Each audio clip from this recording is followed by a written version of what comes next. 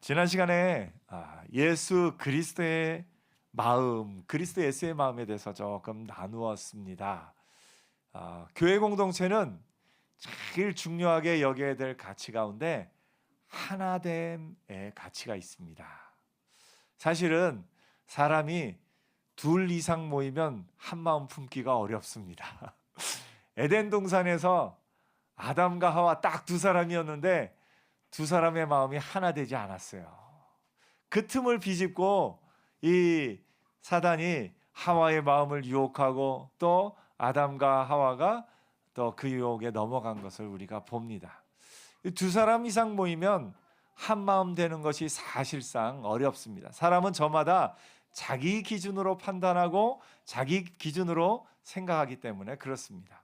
아담과 하와의 가장 큰 차이, 선악과를 먹기 전 그리고 선악과를 먹은 후 일어난 아담과 하와의 가장 큰 변화가 뭡니까? 선악과를 먹기 전에 아담과 하와는 창세기 1장에 가장 많이 나온 단어처럼 하나님 보시기에 좋았더라. 그러니까 아담과 하와는 하나님 보시기에 좋은 거면 누구한테도 보기에 좋았어요? 아담과 하와 보기에도 좋았어요. 하나님 보시기에 좋았더라. 그런데 아담과 하와가 선악과를 먹고 나서 일어난 가장 중요한 변화는 뭐냐면 내가 보니까, 그전에는 벌거벗었으나 부끄러워하지 않던 아담과 하와가 내가 보니까 부끄러워서 옷을 해입고 내가 보니까 부끄러워서 하나님 앞에서 피해서 숨습니다. 어떻게 보면 뱀이 말한 선악을 아는 일에 내가 하나님과 같이 된다는 말에 그 힌트가 있을지 몰라요. 사람은 저마다 내가 보니까, 이게 어떻게 보면 죄악의 뿌리 깊은 어떤 그런 우리의 본성을 보여줍니다. 사람은 자기중심적으로 판단을 합니다. 자기중심적으로 판단을 해요. 그래서 하나 되는 것이 참 어렵습니다. 아담과 하와가 에덴 동산을 떠난 후에 아들 2명이잖아요. 가인과 아벨, 딱 2명인데 그 둘 사이에서 갈등이 생기고 죽음에 이르는 안타까운 일이 일어납니다. 사람은 정말 두 사람 이상 모이면 하나 되기 어렵습니다. 저마다 자기가 기준이 되어서 자기 기준으로 모든 걸 판단하기 때문에 그렇습니다. 우리 아이들 보면요, 아이들 참 순수하고 예쁘고 좋지만 아이들이야말로 가장 자기중심적입니다. 아이들이 배고파서 막 울죠. 아이들이 혹시 다른 아이 배고픈 거 보고 우는 아이들 보셨어요? 거의 없습니다. 누구 때문에 울어요? 내 배가 고프면 울어요. 내가 졸리면 울어요. 아이들은 철저하게 자기중심적입니다. 그런데 그런 아이들의 때를 지나서 옆에 사람의 배고픈 거를 걱정해 줄 수 있고 옆에 사람의 졸린 거를 걱정해 줄 수 있는, 그게 사람이 이제 성숙해가는 과정 가운데 있는 것을 보게 됩니다. 아직도 다른 사람 배고픈 거는 상관없이 내 배고픈 것만 걱정하고 있다면 여러분 스스로를 한번 잘 돌아보시기 바랍니다. 성숙한 건 옆에 사람의 배고픈 것과 옆에 사람의 아픈 것을 걱정해주고 염려해줄 수 있는 게 이제 성숙해가는 과정이에요. 사람의 본성에 이처럼 자기중심적인 이것으로 말미암아서 사람은 하나 되기가 참 어렵습니다. 하나 되기가 참 어려워요. 그래서 서로 다를 수밖에 없고 서로 이해할 수밖에 없는 걸 요즘 젊은이들은 그냥 그 MBTI 그런 걸로 서로 다름을 이렇게 이해하더라고요. 뭐 조금만 서로 마음이 안 맞으면 너 T야? 막 이러면서 와, 그러면서 서로를 이제 서로의 다름을 그렇게 좀 웃음으로 이야기해 보기도 하지만 사람은 정말 다릅니다. 정말 달라요. 그래서 세상 가운데서는 나하고 친한 사람하고만 만나요. 친한 사람하고만 만나고 그 친하지 않은 사람은 안 만나면 돼요. 근데 교회는 기적을 요구해요. 무슨 기적을 요구하냐면 서로 친한 사람끼리 모이라고 하는 게 아니라 일단 모아놓고 친해지래요. 교회 내 남성도회, 여성도회 또 모든 모임 보면은 서로 맞는 사람끼리 모여서 이 그룹을 만든 게 아니라 일단 모아놓고 서로 친해지래요. 모아놓고 서로 하나 되래요. 있을 수 없는 거예요. 그런데 그게 되는 게 기적입니다. 그래서 하나됨은 저절로 이루어지는 게 아니라 기적의 역사입니다. 기적의 역사예요. 사실 하나님은 하나됨을 아담에게 하와를 주시면서부터 명령하셨어요.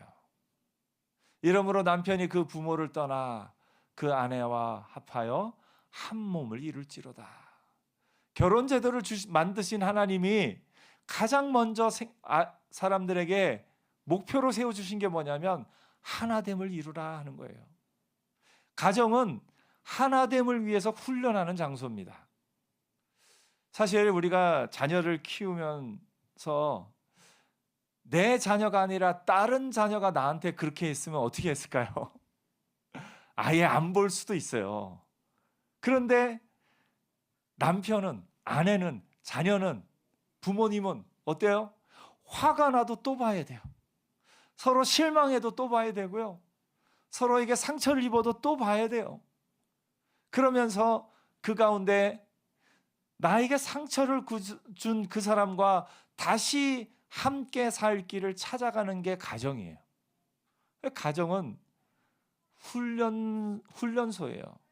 하나됨을 훈련하는 훈련소입니다. 사실 나한테 그런 말을 하고 나한테 그런 상처를 준 사람 내가 안 보면 돼요. 그런데 가정은 안 볼 수가 없어요. 또 봐야 되네요. 나하고 정치색이 다르면 안 보면 되는데 가족은 정치색이 다르면 볼 때마다 어떤 얘기를 또 같이 섞어야 돼요. 또 뭐에 대해서 서로 좋아하는 것과 싫어하는 것, 먹는 것도 가족이 어떻게 그렇게 다른지요. 서로 다른데 같이 식사해야 돼요. 그럼 메뉴를 어떻게 정하느냐? 이게 참 쉽지 않습니다. 정말 서로 달라서 하나 될 수 없는 사람들이 가정이라는 훈련 장소를 통해서 나를 또 이렇게 낮추기도 하고 내 의지를 조금 뒤로 미루기도 하고 서로를 배려하기도 하면서 하나 되는 훈련을 하는 것이 가족이에요. 그래서 가족은 나를 가르치는 하나님의 교과서입니다. 여러분은 자녀를 통해서 여러분이 이 하나님 앞에 배우고 있는 거고요. 남편을 통해서 아내를 통해서 배우고 있는 겁니다. 하나됨을 배우고 있는 거예요. 그 가운데 하나님이 하나됨을 이룰 수 있는 기적의 공동체를 우리에게 주셨는데 그게 교회입니다. 교회는 서로 다르고 생각도 다르고 뜻도 다르고 모양도 다르고 좋아하는 것도 다르고 다 다른 사람들이 모여서 하나됨을 만들어가는 이게 교회입니다. 교회의 하나됨은 절대 저절로 이루어지지 않습니다. 교회가 하나 되는 건 성령의 역사입니다. 성령의 역사. 바울은 에베소에서 이렇게 얘기합니다. 성령이 하나 되게 하신 것을 힘써 지키라. 하나 되게 하신 건 누가 하나 되게 하셨다고요? 성령께서 하나 되게 하셨고 우리가 할 일은 뭐라고요? 그것을 힘써 지키는 겁니다. 여러분 가정이 하나 되면 그게 저절로 된 것이 아니라 하나님의 은혜입니다. 가정이 한 마음 한 뜻이 되면 어떤 어려움도 이겨나갈 수 있어요. 근데 한 마음이 안 되면 조금만 어려운 일이 생겨도 서로 그냥 주저앉아 버릴 수밖에 없는 게 사람인 것을 보게 됩니다. 오늘 가정도 하나 되어야 아름답고 교회도 하나 되어야 아름답습니다. 심지어 교회는요 하나 되어야 거룩합니다. 바울이 고린도전서에 너희가 성령이 거하시는 전이다라는 얘기를 두 번 얘기합니다. 하나는 고린도전서 3장에 얘기하고 하나는 고린도전서 6장에 얘기합니다. 근데 두 가지가 좀 달라요. 6장에는 거룩에 대해서 얘기하면서 개인의 거룩을 얘기합니다. 개인의 거룩은 음행을 멀리하는 것이에요. 그래서 앞부분 3장에서는 공동체의 거룩을 얘기하면서 그 거룩의 핵심은 뭐냐면 하나됨입니다. 바울이 고린도 교회를 향해서, 고린도 교회는 참 은사가 많은 교회였어요. 이런저런 방언과 예언과 병고침과 온갖 은사들이 많은 교회였는데, 너무 은사들이 많다 보니까 내 은사가 제일 뛰어나, 나는 이게 옳다고 생각해. 그래서 고린도 교회는 바울파도 있었고 아볼로파도 있었고 무슨 파가 많이 있었어요. 바울이 고린도 교회를 향해서 편지를 쓰면서 너희가 왜 그렇게 편을 나누어서 있느냐, 너희가 하나님이 거하시는 거룩한 전인 것을 알지 못하느냐, 하나 되는 것, 그것이 거룩이다, 이렇게 얘기를 하고 있는 겁니다. 그런 의미에서 우리 교회는 하나 되어서 거룩한 교회인 줄 믿습니다. 그래서 우리가 하나됨의 이 거룩을 지키기 위해서 힘써야 되는 거예요. 하나됨의 이 거룩을 지키기 위해서 우리가 가져야 될 마음이 바로 그리스도 예수의 마음입니다. 그는 하나님과 본체시나 하나님이신 예수님이 이 땅에 종의 몸을 입고 오셔서 낮아지셔서 섬김의 자리에 온 것, 그 섬김이 있기 때문에 하나 될 수 있는 거예요. 예수님이, 심판자이신 예수님이 이 땅에 오셔서 재판을 받고 십자가에 달려 죽으십니다. 생명의 주인이신 예수님이 자신의 생명을 내어주심으로 말미암아 하나됨의 역사가, 하나님과 우리 사이를 갈라놓았던 그것이 다시 이어지고 화평케 되고 하나 되게 되는 역사가 예수님의 십자가로 말미암아 일어나는 겁니다. 예수 그리스도의 십자가의 죽으심이 있었기에, 예수께서 이 땅에 인간의 몸을 입고 오셔서 죽으셨기 때문에 하나님과 우리가 다시 하나 될 수 있었죠. 이 땅에 우리의 삶 가운데 공동체의 하나됨을 이루기 위해서 우리가 품어야 될 마음은 그리스도 예수의 마음입니다. 내가 낮아져서 섬김의 자리로, 내가 낮아져서 또 섬길 때 그 섬김을 통해서 하나됨이라는 기적이 나타나는 것을 보게 됩니다. 오늘 여러분, 그리스도의 예수의 마음으로 평생 사는 저와 여러분 되기를 축복합니다. 어딜 가거나 여러분이 속한 공동체에서 하나됨을 만들기 위해 힘쓰는 자로 살기를 축복합니다. 하나님이 예수님을 지극히 높이셔서, 하나님이 그 십자가에 죽으신 예수님을 지극히 높이셔서 모든 이름 위에 뛰어난 이름을 만드신 것처럼, 그렇게 세우신 것처럼 그리스도 예수의 마음으로 섬기는 자들을 하나님이 높여주시는 은혜가 있을 줄 믿습니다. 바울이 그 공동체 그리스도 예수의 마음에 대해서 이야기하면서 오늘 본문에는 한 가지를 더 얘기합니다. 그러므로 나의 사랑하는 자들아, 너희가 나 있을 때뿐 아니라 더욱 지금 나 없을 때에도 항상 복종하여 두렵고 떨림으로 너희 구원을 이루라. 이 말씀은 조금 어려운 말씀이에요. 너희 구원을 이루라. 여러분, 예수 믿고 예수 믿음으로 저와 여러분 이미 구원 받으신 줄 믿습니다. 이미 구원받은 우리에게 바울이 한 번 더 얘기하는 거예요. 너희 두렵고 떨림으로 너희 구원을 이루라. 이걸 어떻게 이해해야 될까요? 우리가 예수 믿으면 이미 구원을 얻은 것으로 알고 있는데 왜 여기서 두렵고 떨림으로 너희 구원을 이루라 한 번 더 이야기했을까요? 이거를 설명하기에는 길지만 조금 짧게 얘기해서 간단하게 얘기하면, 영혼의 구원과 삶의 구원으로 조금 구별해서 얘기하면 조금 더 이해하기가 쉽습니다. 무슨 말씀이냐면, 우리가 죽음 이후에 천국에 가는 건 우리의 영혼이 구원을 얻습니다. 이거는 내 능력이나 내 어떤 노력으로 되는 것이 아니라 예수 그리스도의 십자가의 은혜로 말미암아 예수 믿는 이들에게 주시는, 값없이 주시는 하나님의 은혜입니다. 그래서 우리는 예수 믿음으로 말미암아 이미 우리 영은 구원을 얻었습니다. 그런데 우리의 삶 가운데 삶의 구원이 있어요. 좀 달리 표현하면 영원한 천국은 갑니다.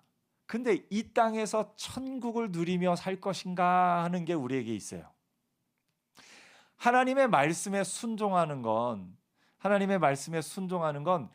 그 말씀에 순종함으로 말미암아 우리가 죽어서 갈 그 천국을 이 땅에 당겨서 사는 거예요. 당겨서 사는 거예요. 우리 예수 믿음으로 말미암아 천국에는 가는데 이 땅에서 예수 믿으면서 하나님의 말씀에 순종하지 않고 내 마음대로, 내 뜻대로, 내 고집대로, 내 본성대로 막 살아요. 그러면 이 땅에서 어떻게 보면 조금 지옥 경험을 한다고 해야 되나요? 마음이 괴롭고 마음이 눌리고 마음에 분노가 가득하고 마음에 또 이런저런 것들이 우리의 마음을 괴롭게 합니다. 근데 바울이 지금 얘기하고 있는 건 삶에 대해서 이 빌립보서 2장 이 부분은 삶에 대해서 이야기하고 있는 겁니다. 너희가 이 땅에 사는 동안에 천국을 누리며 살고 싶으냐? 그러면 말씀에 순종해라 라고 이야기하고 있는 겁니다. 오늘 여러분, 이미 구원을 얻은 자로서 또 구원을 삶 속에서 그 구원을 누리며 사는 저와 여러분 되기를 축복합니다. 우리가 지난 시간에 다윗 공부를 같이 좀 했었어요. 주일 오후에 성경 공부하면서. 근데 다윗이 헤브론에서 이스라엘 전체의 왕이 되기 전에 헤브론에서 왕이 돼서 7년을 다스렸을 때가 있습니다. 유다 지파의 왕으로 세움을 입었지만 아직 이스라엘 전체의 왕이 되지 않은 그때의 다윗의 상태를 보면 이렇게 표현할 수 있어요. 이미 왕이 되었지만 아직 왕이 되지 않았다. 7년 반 후에 이스라엘 전체의 왕이 된 다윗이지만 7년 반 동안은 헤브론에서 유다 지파만 다스려요. 그때 다윗의 상태가 이미 왕이 되었지만 아직 왕이 되지 않은 그런 상태를 우리가 이해할 수 있습니다. 조금 그 상태하고 비슷한 게 우리의 상황입니다. 우리는 예수 믿음으로 말미암아 이미 구원을 얻었지만 아직 예수께서 온전히 다시 오시기 전에는 아직은 그 구원이 완성되지 않았습니다. 그래서 우리의 영은 이미 구원을 얻어 하나님 나라의 백성으로서 영원한 천국에 갈 사람들이지만 이 땅 가운데서는 여전히 이 세상에서 씨름하며 이런저런 크고 작은 문제들 앞에 우리가 살아가게 됩니다. 그럴 때 우리가 삶 속에서 저 하늘나라, 영원한 하늘나라에서 누릴 천국을 당겨서 사는 것, 그것이 믿음이에요. 그것이 하나님 말씀에 순종하는 것이고 그것이 우리가 또 사는 길입니다. 여러분, 성경이 예수 믿는 사람을 위해서 쓰여졌습니까? 예수 안 믿는 사람을 위해서 쓰여졌습니까? 예수 믿는 사람을 위해서 쓰여졌어요. 예수 안 믿는 사람이 읽으라고 성경을 쓴 게 아니라 오늘 바울이 보낸 편지들도 에베소서, 빌립보서 다 어디예요? 교회들에게 보낸 편지예요. 예수 믿는 사람에게 보낸 편지입니다. 예수 믿는 사람에게 너희가 이 땅 가운데 하나님의 나라를 누리며 살기 위해 이렇게 살아라 라고 이야기하고 있는 겁니다. 항상 기뻐하라, 쉬지 말고 기도하라, 범사에 감사하라. 왜요? 이 땅 가운데서 천국을 누리는 길을 알려주는 겁니다. 예수께서 산상수훈을 통해서 심령이 가난한 자는 복이 있나니, 온유한 자는 복이 있나니 하고 복에 대해서 이야기하신 것, 그 예수님의 가르침은 이 땅 가운데서 하나님의 나라를 누리며 살아라 우리에게 알려주시는 겁니다. 겉옷을 달라는 자에게 속옷을 내어주고 오리를 가자는 자에게 십리까지 같이 가는 이것은 뭐냐? 이게 하늘나라의 윤리입니다. 천상윤리예요.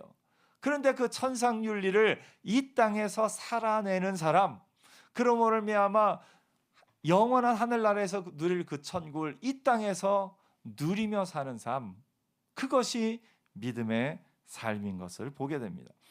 이것이 바로 두렵고 떨림으로 너희 구원을 이루라 말하는 바울의 마음인 것을 보게 됩니다. 오늘 여러분, 이미 구원을 얻은 저와 여러분, 이미 영원한 하나님 나라에 갈 저와 여러분, 이 땅 가운데서도 천국을 누리며 사는 은혜가 있기를 축복합니다. 하나님의 말씀에 온전히 순종하며 나갈 때, 말씀에 순종할 때 그 하나님이 우리에게 주시는 평강과 기쁨과 감사가 있는 겁니다. 그걸 거절한다고, 하나님의 말씀을 순종하지 않는다고 내가 천국에 안 가는 건 아닙니다. 예수 안에서 우리는 예수 믿는 그 믿음 안에서 예수님이 우리를 구원하신 그 십자가의 공로로 말미암아 우리는 천국에 갑니다. 근데 이 땅 가운데 천국에 갈 사람들이 왜 이 땅 가운데 지옥을 맛보며 살아갑니까? 이 땅에 사는 동안에도 천국을 누리며 사는 저와 여러분 되기를 축복합니다. 그것이 우리가 삶에 하나님의 말씀에 온전히 순종해야 할 이유인 것을 보게 됩니다. 이번 한 주간 여러분의 삶은 천국을 당겨서 사는 삶이 되기를 축복합니다. 죽음 이후에만 천국에 가려고 그것을 위해서 이 땅 가운데는 고통과 괴로움 가운데만 사는 것, 그것이 하나님이 원하시는 건 아니에요. 하나님 우리에게 십자가를 주셨지만 우리에게 부활의 영광을 주셨습니다. 예수님이 십자가에 달리신 것은 우리에게 십자가의 고통을 누리라고 그러신 것이 아니라 우리에게 부활의 기쁨과 부활의 영광을 누리라고, 그것을 위해 예수님이 십자가에 달려 죽으신 겁니다. 우리가 이게 십자가의 영성과 부활의 영성을 동시에 갖고 있어야 돼요. 근데 너무 십자가의 영성에 사로잡혀서 예수 믿는 사람은 좀 고난 속에서, 예수 믿는 사람은 좀 고통받으며 그렇게만 살아야 된다라고 생각을 한다면, 우리가 영원한 하나님의 나라 가서만 그 복을 얻을 수 있다면 하나님이 우리에게 성경을 이렇게 자세하게 삶에 대해서 이야기해 주실 이유가 없죠. 근데 하나님이 삶에 대해서 성경을 통해서 자세하게 이야기해 주신 것은 이 땅 가운데서도 천국을 누리며 살라고. 한때 중세시대 신학자들의 논쟁 가운데 그런 약간은 쓸데없는 논쟁이 있었다네요. 예수님이 웃으셨는가? 성경에 보면 예수님이 우셨다라는 구절은 있어요. 예수님이 친히 우셨어요. 예수님이 우셨다라는 구절은 있는데 예수님이 웃으셨다라는 구절은 없어요. 그래서 이 중세시대의 수도원에 사는 이 말씀을 그대로 지키며 살려고 하는 그 수도사들이 안 웃는 게 원칙이에요. 웃으면 안 돼요.